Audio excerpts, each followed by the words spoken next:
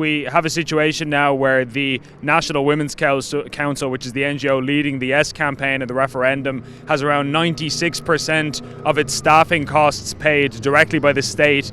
So based on your experience examining publicly funded organisation, do you think that such heavily state-funded groups getting involved in a referendum is almost a breach of the spirit of the McKenna judgment and the principles that were outlined there? Whether it's an actual breach or not is another question, but at least the intent behind judgments like that. Yeah, well, the commission was there and put in place to provide the argument for yes and the argument for no, to provide background information to the citizens to make this is the Electoral Commission. Yeah, to elect their own. The commission that's there to monitor the messages around the referendum of the day, and they will put the arguments to and for, yes or no, before the public. It's that organisation that should be funded to give fair play and balance, so that, in plain English, the citizens of this country can hear the message, can understand what it's all about, and then can cast their vote in an informed way. Giving money that tilts that balance in one side or another to any organisation is never good. So do you think that's happening with the NGO sector in general, that there's at least a risk of that? I do, yes. I think that we have to be very, very careful about how they present and how they perform in terms of the two referendums coming up now and the amount of money that they receive from government. There has to be balance in this. So if there's a no campaign and NGOs involved, they have to be as balanced in terms of the funding as the yes.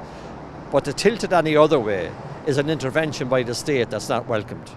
Did you have any thoughts on comments by Minister Roderic O'Gorman a couple of months ago when he said that any civil society group that isn't campaigning for a yes vote would have to explain why? And there were some people at the time who argued that this was as you say, an unwelcome intervention by the minister to make a comment like that it almost had an insinuation of the continuation of funding and putting a question mark over that. Do you have any thoughts on those comments? Yeah, for those listening, it sounded like a threat to those organisations in the context of their funding for future projects.